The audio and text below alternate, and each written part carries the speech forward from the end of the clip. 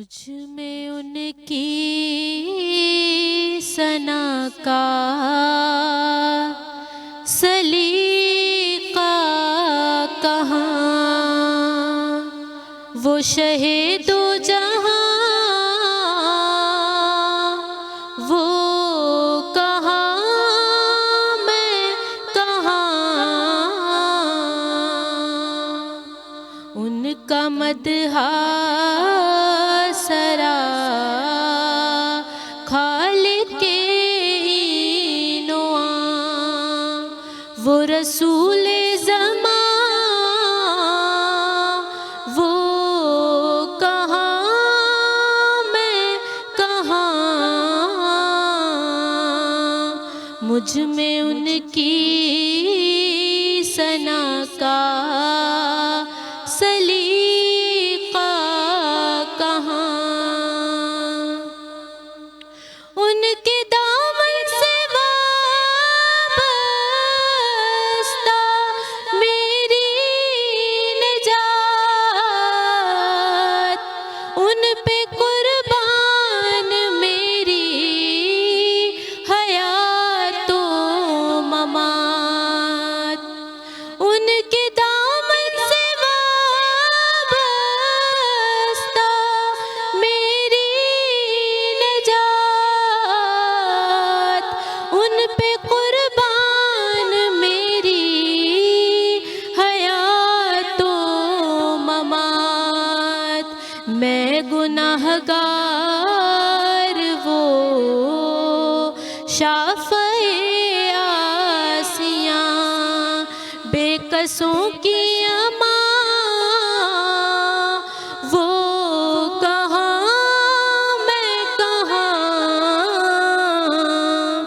مجھ میں ان کی ثنا کا سلیقہ کہاں۔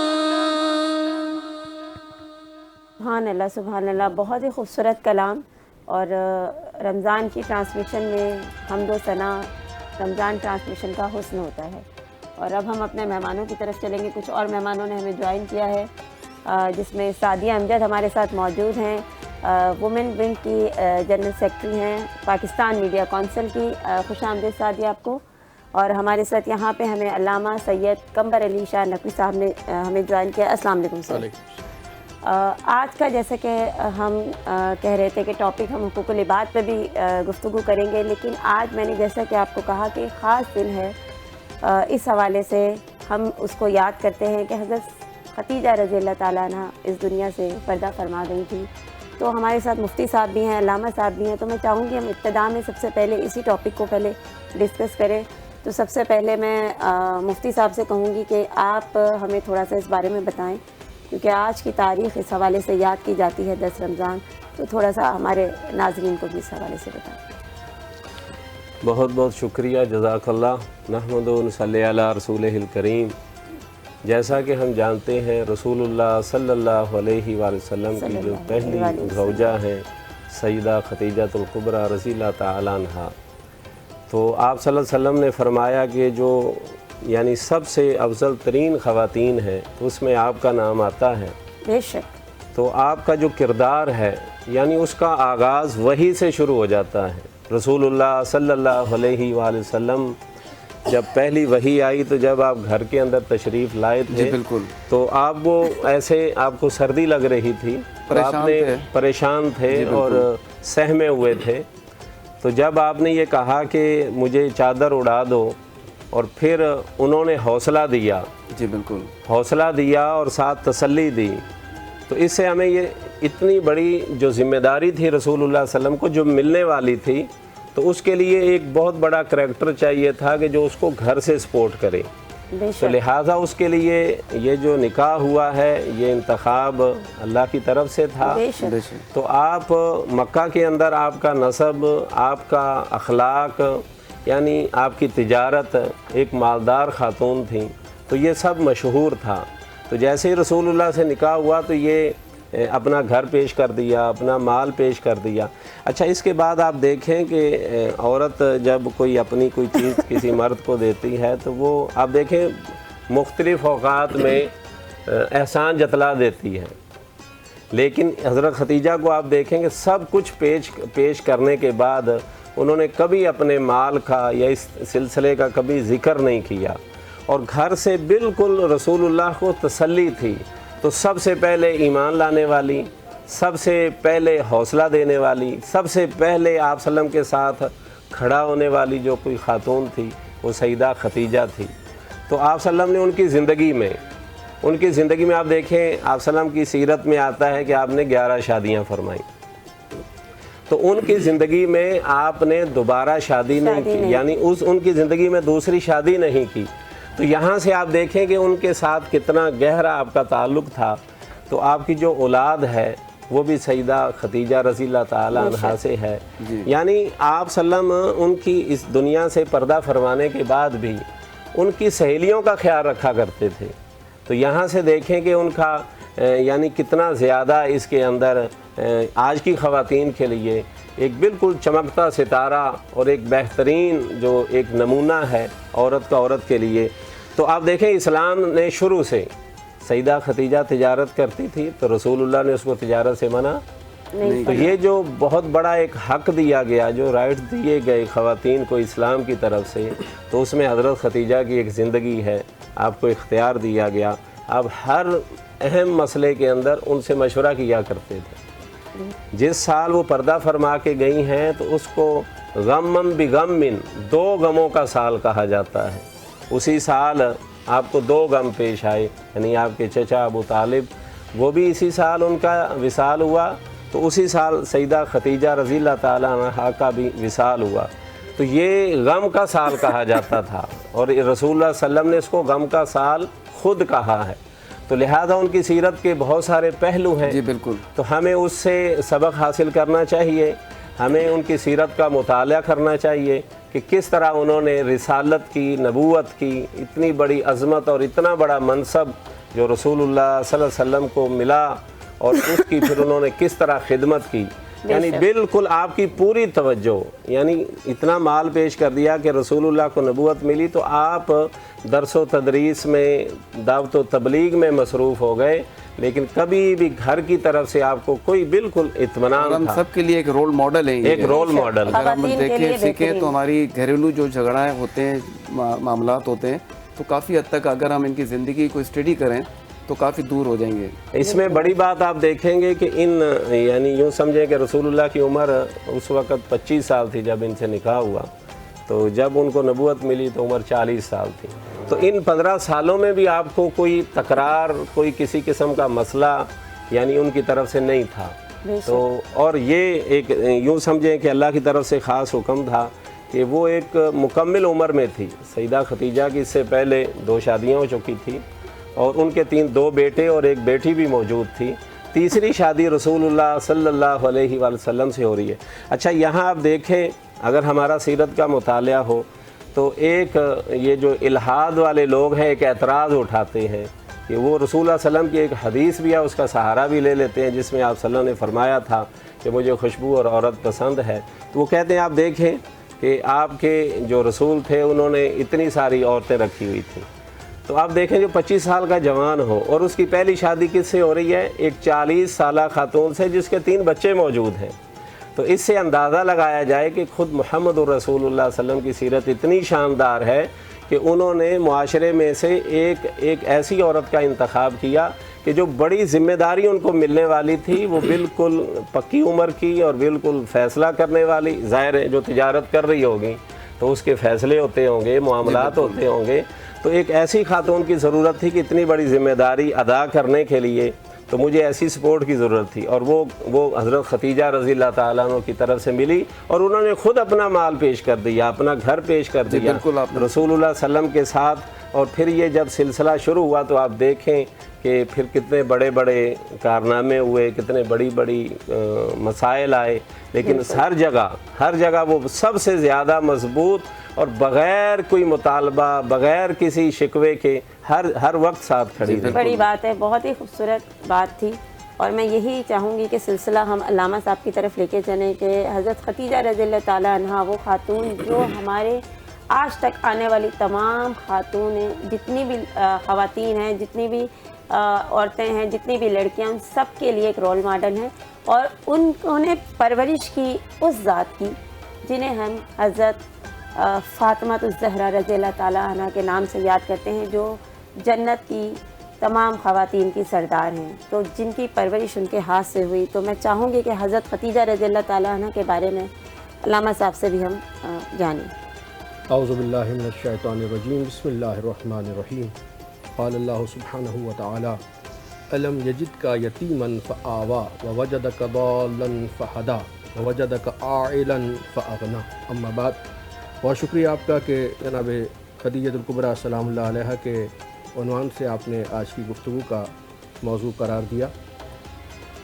جناب خدیجۃ الکبریٰ سلام اللہ علیہا ایک ایسی آفاقی شخصیت ہے کہ جن پہ لاکھ پردے ڈالے جائیں مگر ان کی شخصیت چھپائے نہیں چھپتی۔ بالکل، بے شک۔ کیونکہ جب بھی نزول قرآن کی بات کی جائے گی تو سب سے پہلے خدیجۃ الکبریٰ سلام اللہ علیہا یاد آئیں گے۔ بے شک۔ ادھر نزول قرآن ہوا، نبی اکرم صلی اللہ علیہ وآلہ وسلم گھر میں تشریف لائے، بتایا جبریل آیا، اس طرح کا فرشتہ آیا اور یہ پیغام دے کر گیا۔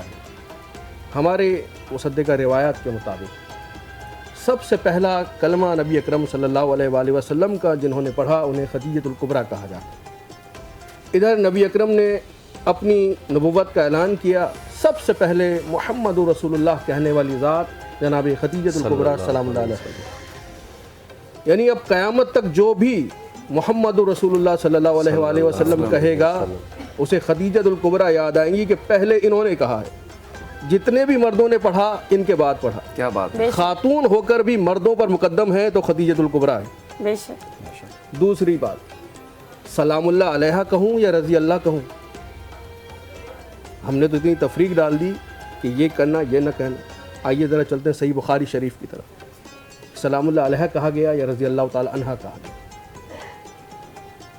نبی اکرم صلی اللہ علیہ وآلہ وسلم غار حرا میں ہیں، جبریل آئے ہیں، پیغام پہنچا رہے ہیں، وہی دے رہے ہیں کہ ایسے میں خدیجۃ الکبریٰ اپنے گھر سے کھانا لے کر چلی ہیں غار کے لیے۔ گھر کہاں ہے؟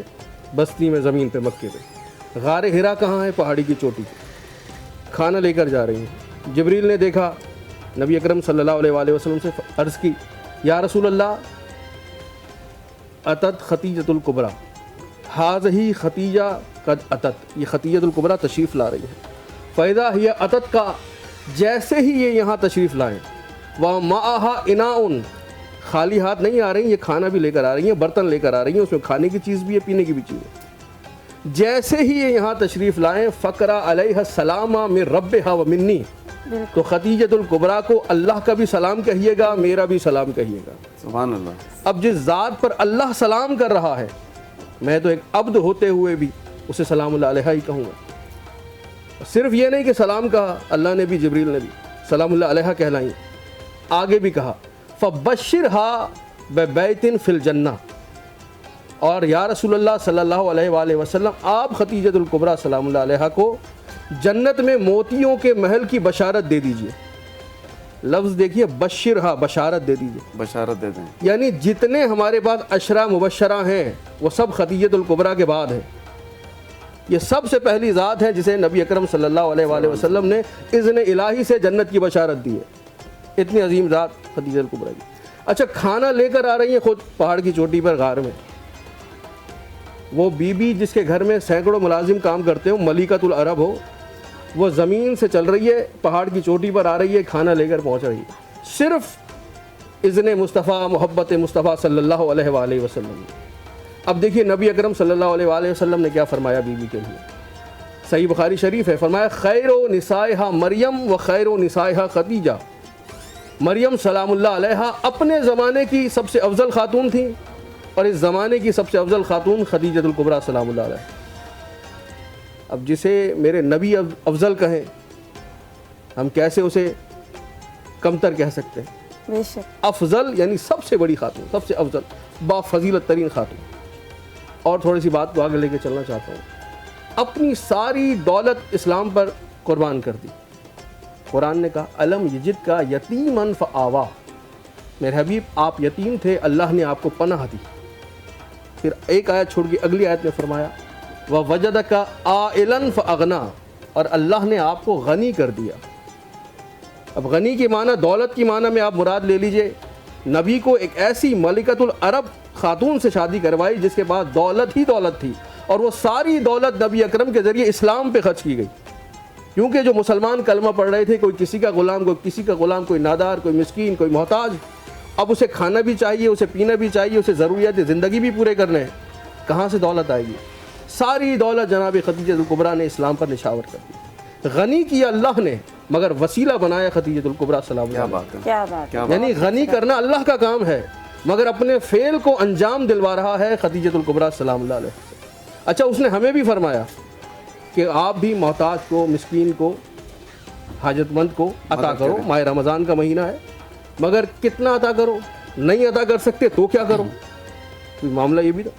وَأَمَّا السَّائِلَ فَلَا تَنْهَرْ, نہیں دے سکتے آپ تو خبردار سائل کو جھڑکنا نہیں. اس کی دل پہ چوٹ لگی. اس کا بھی میں رب ہوں, تمہارا بھی میں رب ہوں. بے شک. اگر تمہیں دولت دی ہے, اسے نہیں دی, تو تمہیں کوئی حق نہیں پہنچتا کہ غریب کو دھتکارو, اسے جھٹلاؤ, اس کو اذیت دو. ہمیں بس اتنا کہا نہیں دے سکتے تو جھٹلانا نہیں ہے, توہین نہیں کرنی, دھتکارنا نہیں ہے. دینا چاہو تو دو, بہت اچھی بات ہے. کیا بات ہے. مگر بیوی کے لیے کیا فرمایا؟ غنی کیا ہے خدیجہ الکبریٰ کے ذریعے سے. ہم پوری دولت نہیں دیتے, ہمیں امر بھی نہیں ہے کہ اپنی پوری دولت دے دو, اور انہوں نے پوری دولت دے دی. اسلام کے لیے جو سب سے پہلے ساری دولت نچھاور کر رہی ہیں, اس بیوی کا نام خدیجہ الکبریٰ سلام اللہ. اب ایک اور روایت میں صحیح بخاری سے آپ کی خدمت میں یہاں پیش کرنا چاہ رہا ہوں. ام المومنین حضرت عائشہ کی روایت رضی اللہ تعالیٰ عنہ فرمانے لگی, ما غرت علی امرأۃ ما غرت علی خدیجہ, مجھے کسی اور خاتون پر ایسے غیرت نہیں آتی تھی جتنی غیرت خدیجہ الکبریٰ سلام اللہ علیہا پہ آتی تھی. بالکل. من کیوں آتی تھی؟ من کثرت ذکر رسول اللہ ایہا, کیونکہ نبی اکرم صلی اللہ علیہ وآلہ وسلم کثرت سے جناب خدیجہ الکبریٰ کا ذکر کیا کرتے تھے, کثرت سے. اب ہمیں دیکھنا ہوگا ہم قلت میں بھی کر رہے ہیں. آج کتنا بڑا دن ہے, ہم اس ذکر کو کر رہے ہیں, اس کے احسان کو یاد کر رہے ہیں کہ اتنا بڑا احسان اس نے کیا. کثرت سے ذکر فرمایا کرتے تھے. فقط اتنا ہی نہیں, جب بھی کوئی بکری کو جانور ذبح کرتے تھے, خدیجہ الکبریٰ سلام اللہ علیہا کی سہیلیوں کو بھی بھجوایا کرتے تھے, ان کی بہن حالہ کو بھی بھجوایا کرتے تھے. ایک ایسی ذات جس کے دنیا سے جانے کے بعد بھی میرے نبی انہیں یاد فرما رہے ہیں, اپنی ازواج محترمات کے سامنے یاد فرما رہے ہیں, ان کے ذکر کو آگے جاری فرما رہے ہیں. سیرت رسالت صلی اللہ علیہ وآلہ وسلم کا تقاضا یہی ہے کہ ہمیں بھی اس سلسلے کو مزید آگے بڑھنا چاہیے. اور ماشاءاللہ آپ کو سلام پیش کرتا ہوں, خراج تحسین پیش کرتا ہوں کہ آپ نے اس ذکر کا انعقاد فرمایا. بہت شکریہ. اور اس دن کو یاد کروایا. جی دوبارہ بھی ہم آتے ہیں, ہمارے ساتھ اور بھی مہمان ہیں. اس ٹرانسمیشن کا بنیادی مقصد یہ ہے کہ ہم دین اور دنیا کی بات کریں. تو ہمارے ساتھ بزنس کمیونٹی کے بھی لوگ ہیں. ہیلتھ کی اگر ہم بات کریں تو رمضانوں میں ہمیں جو ہے وہ اپنی ہیلتھ پہ بھی بہت زیادہ توجہ دینے کی ضرورت ہے. تو ہم آتے ہیں شاہزیب درانی کی طرف.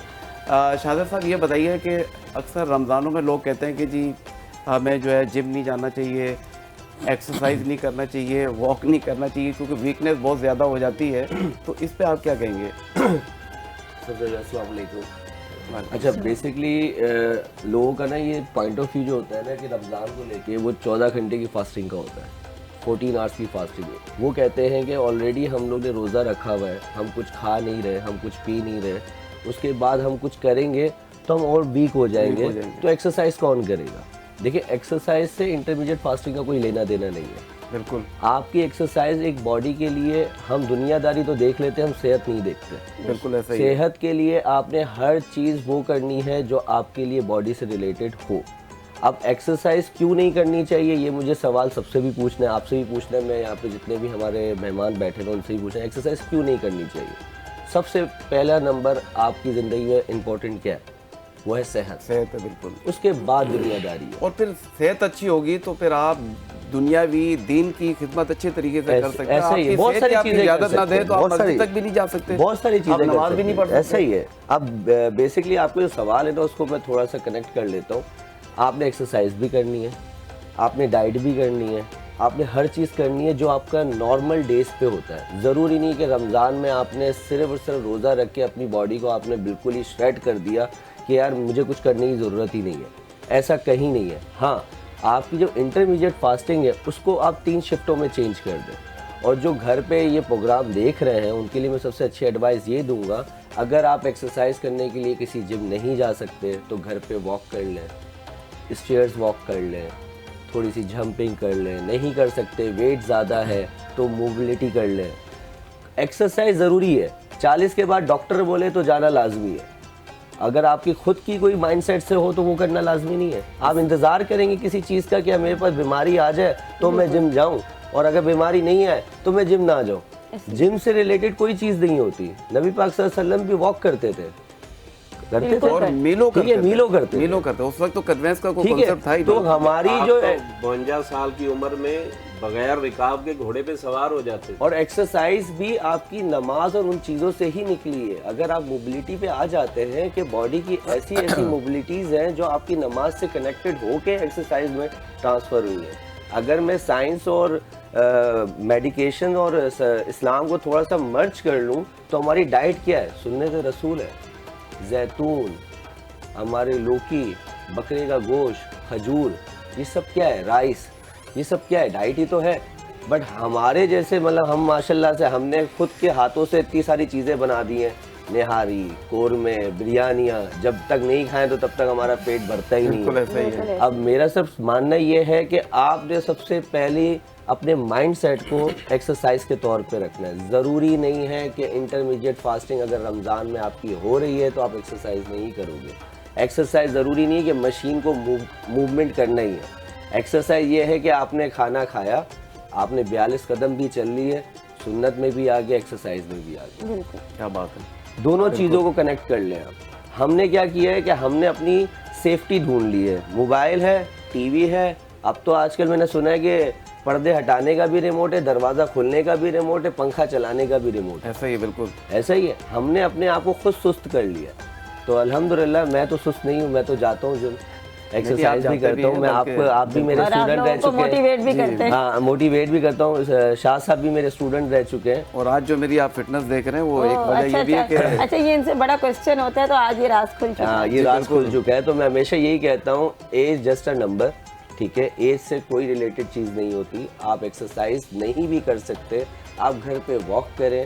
واک نہیں کر سکتے تو آپ کوئی ایسی ایکٹیویٹی کریں جس کے اندر آپ کی موبلٹی ہو, جس کی وجہ سے آپ ایکٹیو رہیں. اب ہوتا کیا ہے کہ دماغ اور جسم دونوں الگ الگ چیز ہے. یہ کلیئر رہے گا تو جسم اچھا رہے گا, یہ کلیئر نہیں رہے گا تو جسم بھی بوڑھا ہو جائے گا. ایسے ہی اگر انسان یہ سوچ لے کہ میرے دماغ کو میں جسم کے ساتھ کیسے کنیکٹ رکھوں, تو سمپل سی تھیوری ہے, جب بھی آپ خوش ہوں گے تو آپ صحت مند ہوں گے. جب آپ افسوس میں رہیں گے تو آپ ڈپریشن میں موت کی طرف چلے جائیں گے. بالکل ایسا ہی ہے. بہت سمپل سی تھیوری ہے. ماہر نفسیات سے بھی میری بات ہو رہی تھی تو انہوں نے کہا کہ دماغ کا تعلق معدے سے ہے. اور جب آپ کے دماغ میں کوئی ایشوز ہوں گے, پرابلم ہوگی, آپ کو زندگی اچھی نہیں لگ رہی ہوگی, تو پھر آپ کا اسٹمک بھی خراب ہو جائے گا. تو کہتے ہیں کہ آپ اپنی صحت کا خیال, بلکہ میں کہوں گا یہ آپ کی ذمہ داری ہے کہ آپ اپنی صحت کا خیال رکھیں. کیونکہ ایک ڈاکٹر سے میری بات ہو رہی تھی, ایک ڈاکٹر نے یہ کہا کہ مثال کے طور پہ کہ رزق آپ کے نصیب میں لکھ دیا گیا ہے, ایسا ہی کہ آپ کو پوری زندگی میں اتنا رزق ملنا ہے, اور اس میں کوئی شک نہیں ہے. تو اب آپ کے اوپر ہے کہ وہ رزق سارا ایک دن میں کھا لیں, ایک سال میں کھا لیں, یا پوری زندگی چلائیں اس کو. تو پھر آپ کو اندازہ ہوگا کہ میں نے تھوڑا تھوڑا کر کے کھانا ہے تاکہ میرے نصیب میں. تو آپ کو زندگی اتنی ہی لمبی آپ کی لکھی گئی ہے نا, تو آپ ایک دم نہ کھائیں. دیکھیں شاہ صاحب, جیسے شاہ صاحب دیکھیں, ایک حصہ خالی رکھنا ہے. ایک حصہ خالی رکھتے ہیں نا, پیٹ کا ایک حصہ آپ نے خالی رکھنا ہے, معدے کا ایک حصہ خالی رکھنا ہے. کون رکھتا ہے؟ ہمارا جو انگریز ہے وہ جنت کے دروازے پہ کھڑا ہوا ہے, اور ہم ہیں کہ اس کو فالو ہی نہیں کرتے ہیں. وہ ہماری کتاب کو فالو کر رہے ہیں, ہم ان کو فالو کر رہے ہیں. بالکل یہ سمپل سی تھیوری ہے. وہ ہماری کتاب کو فالو کر رہے ہیں. ان کا کھانا پینا, رہنا سہنا, اٹھنا بیٹھنا, اگر آپ ان کی ہسٹری اٹھا لو, میں بھی ان کو فالو کرتا ہوں. ان کے کتنے انفلوئنسر ہیں ان کو فالو کرتا ہوں. ان لوگ کھانے سے لے کر, پینے سے لے کے, صبح اٹھنے سے لے کے, کیونکہ ایک ایکسرسائز کا سمپل سی تھیوری ہے کہ ڈسپلن, وہ ڈسپلن کی لائف جیتے ہیں. اور اگر ہم آپس میں اگر بیٹھ کے ڈسکس کریں گے تو ہم انہی یہودیوں کی وہ دیں گے, مثال دیں گے, یار اس نے یہ کیا تھا, اور وہ کس کو فالو کر رہا ہے؟ ہماری قرآن پاک.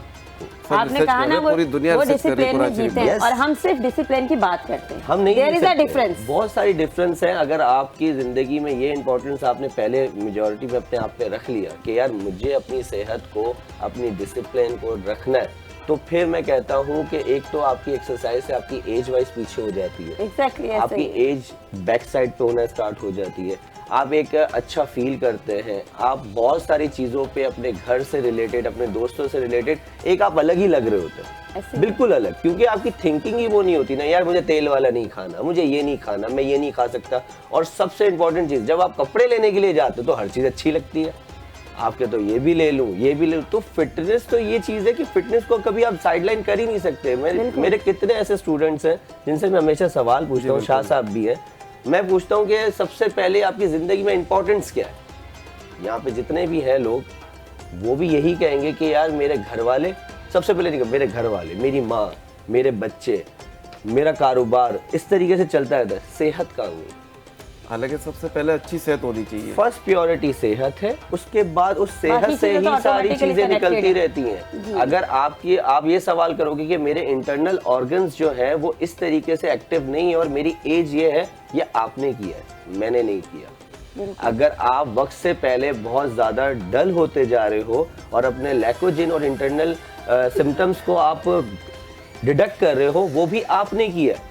आप हर चीज अपने हाथ से करके सामने वाले को आप ये नहीं कह सकते कि आपने मुझे बताया नहीं। हर इंसान के पास किताब भी है, मोबाइल भी है। स्क्रोलिंग करने से अच्छा थोड़ा सा गूगल सर्च करके ये लिख ले कि मेरे लिए 24 घंटे में कितने घंटे अच्छे नींद करने का टाइम है, कितने घंटे में खाने का टाइम है, और कितने घंटे मेरे सोने का, और कितने घंटे मेरी इबादत का टाइम है। तो ये सारी चीजें आपके सामने आ जाएगी। बिल्कुल आपने सही कहा शाहज़ेब भाई, और मैं ये कहूँगा कि ख़ास तौर पे हमारे नौजवानों के लिए कि वो अभी से अपनी सेहत का ख्याल रखना शुरू करें, ताकि आगे चलकर आप बिल्कुल एक सेहतमंद ज़िंदगी गुजार रहे होंगे।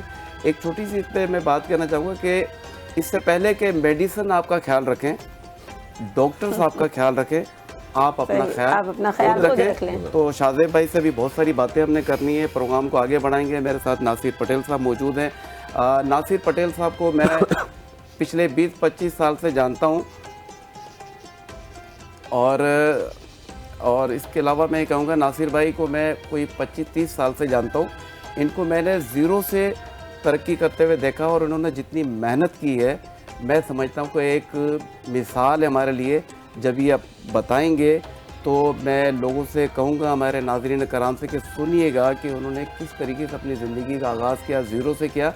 और इनकी पास एक गाड़ी थी 82 कोरोला, और बहुत, मैं 2000-2005 की बात बता रहा हूँ, वो गाड़ी इनसे मैंने ख़रीदी थी। उस वक्त मेरे पास भी बाइक हुआ करती थी। तो नासिर भाई माशाल्लाह आज आप ग्रुप ऑफ कंपनीज़ के CEO हैं, और 4-5 कंपनीज़ आप चला रहे हैं। मेमन कम्युनिटी से आपका ताल्लुक़ है, बहुत सारी आप NGOs चला रहे हैं, और आई थिंक आप चेयरमैन कब्रिस्तान एसोसिएशन के भी आप हैं, और भी बहुत सारी NGO चला रहे हैं। चैरिटी में बहुत बढ़ चढ़ कर हिस्सा लेते हैं। तो थोड़ी सी अपनी ज़िंदगी के बारे में भी बताइएगा कि आपने ज़ीरो से यहाँ तक का जो सफ़र है, उसमें कितनी मेहनत की, कितनी मुश्किलात का सामना किया आपने। अस्सलाम वालेकुम, बहुत बहुत शुक्रिया शाह मोहम्मद। पहले तो आपने जो बात करी इसके लिए 30-35 साल लगे, लेकिन अब मेरे पास टाइम जितना है उसको मैं शॉर्टकट करके बता रहा हूँ। और बिल्कुल 30-35 साल आपके और हमारी दोस्ती को हो गए। कामयाबी के लिए मैं आपको, बच्चों के लिए एक मैसेज देना चाह रहा हूँ कि अगर हमारे पास 5 वक्त की नमाज है, सिंपल, और कुरान है हमारे हाथ में, अगर हम उसकी तिलावत करें 2-4-5 मिनट डेली, तर्जुमा तफसीर के साथ, और अपने वालिदैन का ख्याल करें हम, ये अगर 3 चीज़ें हमारे पास हैं, और हम दरूद शरीफ पढ़ते रहें, मैं अपनी लाइफ का जो निचोड़ है वो मैं आपको बता रहा हूँ। अब आपको मैं बहुत शॉर्टकट में पूरा बताता हूँ। ये 4 चीज़ें अगर जिसके पास हैं तो उसका कोई कुछ नहीं कर सकता, वो खुद ब खुद चलता है। क्या बात। तो उसके लिए ऐसा है कि ये सही कह रहे हैं शाह साहब, मैंने जब स्टार्ट किया मेरे पास कुछ भी नहीं था, ज़ीरो से मैंने स्टार्ट किया, और اور معمولی والد صاحب کے کہنے پہ میں نے ایک ڈسٹریبیوشن کیسٹوں کی علاقے کے اندر، مجھے کچھ آتا نہیں تھا، میٹرک کیا میں نے ہیپی ہوم اسکول سے.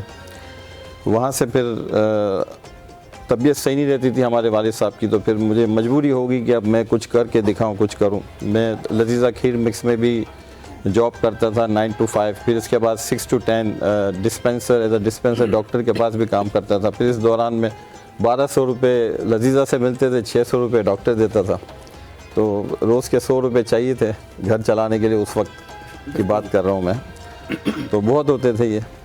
پھر اسی طریقے سے پھر میں نے کیسٹوں کی، ابو نے کہا کہ آپ ادھر علاقے میں، گلشن کے علاقے میں کیسٹوں کی ڈسٹریبیوشن آپ لو لی مارکیٹ سے، اور پھر یہاں پہ سب کو سپلائی دو آڈیو کیسٹس. تو وہاں پہ دوسرے لوگ بھی کام کرتے تھے، مجھے تو کوئی لفٹ نہیں کراتا تھا، نہ کوئی بات سنتا تھا، نہ ہمیں بات کرنا آتی تھی. بالکل ایسے ہی ہے. تو بس لائن میں لگے رہتے تھے ہم. تو وہ 18 روپے کی بیچتا تھا، 14 روپے کی خرید تھی، میں نے 16 15 بیچنا شروع کر دی. تو ماشاءاللہ پھر پوچھنے بھی لگ گئے مجھے لوگ. پھر وہ جو لوگ تھے جو بڑا کام کرتے تھے، وہ گھر پہ پہنچ گیا والد صاحب کے پاس کہ یہ ہمارے تو گھر کا پورا ستیہ ناش ہو گیا، آپ کے بیٹے نے تو ہمارا کام خراب کر دیا. تو انہوں نے بولا آپ لوگ پریشان نہ ہو، اس کو میں نے خالی چیک کرنا تھا، یہ کل سے آپ کو نظر نہیں آئے گا. اس کا کام ہے اب جوریا بازار میں، جو کہ پلسز اناج کا کام جس کو کہتے ہیں ہم. تو اس دن کے بعد سے پھر میں ٹرانسفر ہو گیا.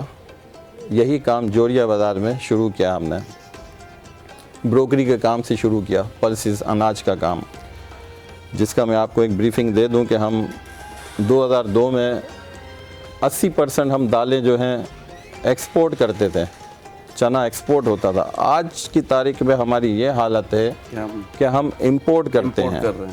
ہم آسٹریلیا سے کالا چنا امپورٹ کر رہے ہیں، ہم برما سے ماش کی دال امپورٹ کر رہے ہیں، رشیا سے یلو پیس کر رہے ہیں ہم، اور کینیڈا سے لینٹس، مسور جس کو بولتے ہیں. سب لوگوں کو پتہ نہیں ہوگا، لوگ آپ کی بیگم بھی جاتی ہیں، آپ کو بل دے دیتی ہوں گی کہاں سے کیا چیز لی ہے، وہ پتہ نہیں ہوتا ہوگا. تو کہنے کا مقصد یہ ہے کہ پھر میری سیڑھی وہاں سے جب چڑھی تو پھر میں نے بروکری کا کام شروع کیا. اس میں جانے کو دل تو نہیں چاہتا تھا، لیکن والد صاحب کو پھر رات کو مجھے جواب دینا پڑتا تھا کہ کیا کیا پورے دن. تو اس کے جواب میں پھر 6 مہینے تو میں آگے پیچھے کرتا رہا، پھر میرے پاس جواب نہیں تھے. پھر مجبوری میں پھر مجھے کام کرنا پڑ گیا نیچے. تو اس میں پھر میں نے محنت کی، وہ کچھ چیزیں کموڈیٹیز بیچی میں نے. تو ایسے ایسے لوگوں کو بیچ دیں جو کہ بہت مشکل تھا ان کو بیچنا. ناصر بھائی یہیں سے ہم کنٹینیو کریں گے آپ کے ساتھ، کیونکہ ایک چھوٹے سے وقفے کا بھی ہمیں کہا جا رہا ہے. لیکن اس سے پہلے اگر ہمارے پاس ٹائم ہو تو سعدیہ، پاکستان میڈیا کونسل آپ سیکرٹری کوارڈینیشن ہیں، تو آپ تھوڑا سا بتائیے گا اپنے بارے میں. السلام علیکم، بہت شکریہ آپ کا. سب سے پہلے تو یہاں موجود تمام لوگوں کو اور ہمارے دیکھنے والے کو رمضان المبارک کی آمد کی بہت بہت مبارکباد.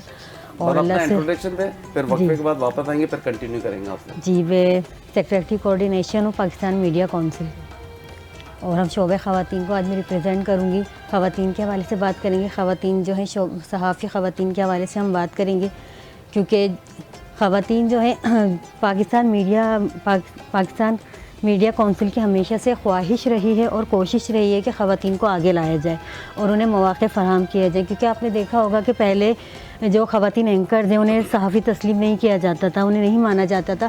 لیکن پاکستان میڈیا کونسل وہ واحد تنظیم ہے جس نے انہیں نہ صرف صحافی منوایا، مانا، اور اپنی تنظیم میں انہیں ممبرشپ بھی دی، انہیں اپنا ممبرز بھی بنایا. تو یہ ایک اعزاز پاکستان میڈیا کونسل کو حاصل ہے. ماشاء اللہ. اب دوبارہ آتے ہیں، ایک چھوٹا سا وقفہ لیتے ہیں، پھر دوبارہ حاضر ہوتے ہیں.